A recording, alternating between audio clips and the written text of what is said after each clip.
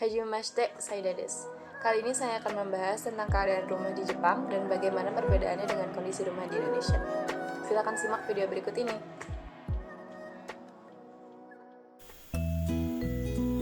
Pada kesempatan kali ini, yang pertama akan saya bahas adalah bagian-bagian rumah Jepang.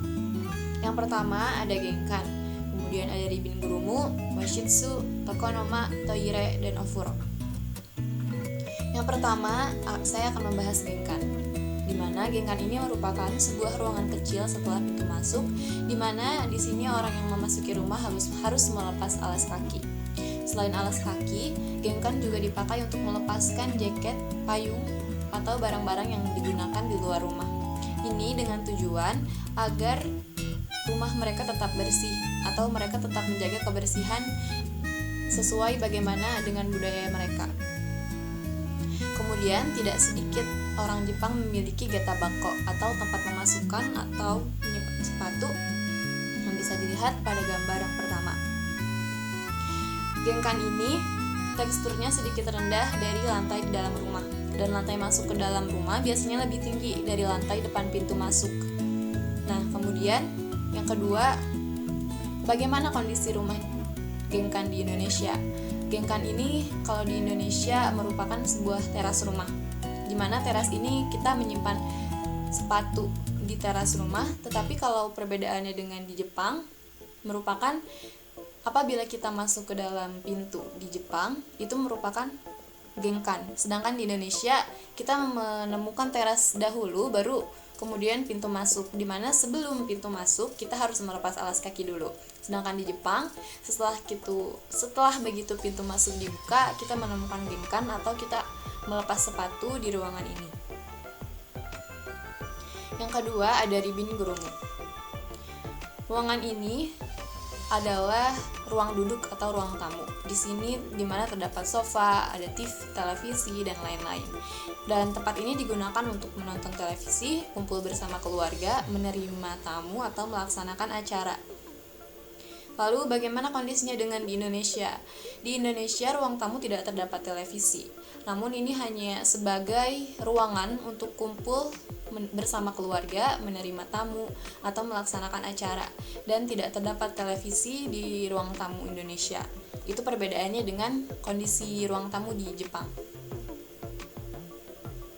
Lalu yang ketiga ada washitsu atau ruang ala Jepang. Ruang ini adalah ruang tikar jerami atau tatami. Di ruangan ini ada pembatas dinding yang disebut washi atau kertas Jepang, yang dimana berfungsi untuk menangkal cahaya yang masuk ke dalam rumah dan menghalangi serangga agar tidak masuk, dan memberi kesan nyaman ketika musim panas. Washitsu ini sebagai ruang serbaguna, adalah ruangan yang beralaskan tatami. Sebagaimana telah dijelaskan tadi, dalam satu rumah biasanya tersedia beberapa washitsu dengan satu washitsu utama. Ruangan ini bisa digunakan sebagai ruang tamu, ruang makan, ruang belajar, atau bahkan kamar tidur. Lalu bagaimana kondisinya dengan di Indonesia? Di Indonesia ini disebut sebagai ruang keluarga, atau di mana kita bisa melakukan berbagai aktivitas bersama keluarga di sini, seperti menonton televisi, mengerjakan tugas, belajar, dan lain-lain.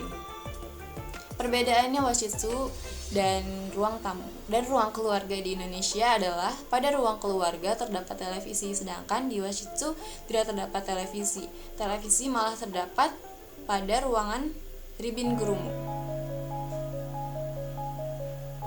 Ini.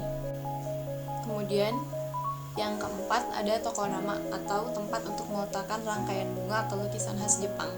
Pada ruangan ini, tokonoma adalah dinding yang menjorok ke dalam pada washitsu. Pada ruangan ini terdapat kakejiku atau gantungan tulisan huruf kanji atau gambar, dan rangkaian bunga dalam vas. Bunganya yang bagus sebagai hasil seni atau ikebana, seni merangkai bunga Jepang. Pada ruangan ini terdapat pada rumah Jepang dan merupakan ciri khas tersendiri. Tokonoma yang dihiasi dengan bunga musiman dan lukisan atau kaligrafi bukanlah ruang kosong yang digunakan untuk duduk atau tidur. Akan tetapi, tokonoma adalah ruang yang memiliki nuansa sakral. Kemudian ada toire. Toire ini adalah tempat untuk buang air besar atau kecil, dan di toilet ini sudah dilengkapi dengan tombol-tombol yang memudahkan orang untuk memakainya. Dan ada juga toilet yang bisa mengeluarkan udara hangat yang sangat baik ketika musim dingin dan bagi orang yang sudah lanjut usia. Ada tombol yang akan ditekan, keluar air panas untuk membersihkan, dan juga ada tombol air dingin.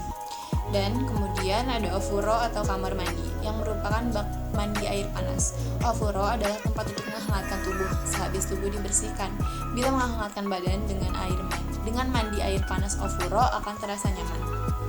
Lalu perbedaannya dengan kamar mandi di Indonesia adalah di Indonesia belum atau tidak memiliki tombol-tombol yang memudahkan orang untuk pemakaiannya. Dan di Indonesia juga tidak terdapat ruang khusus untuk bak mandi air panas. Di Indonesia lebih menggunakan gayung dan kloset jongkok, tidak seperti toilet di Jepang yang lebih canggih.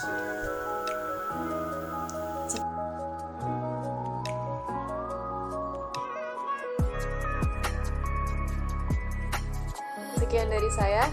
Arigatou gozaimasu. Assalamualaikum warahmatullahi wabarakatuh.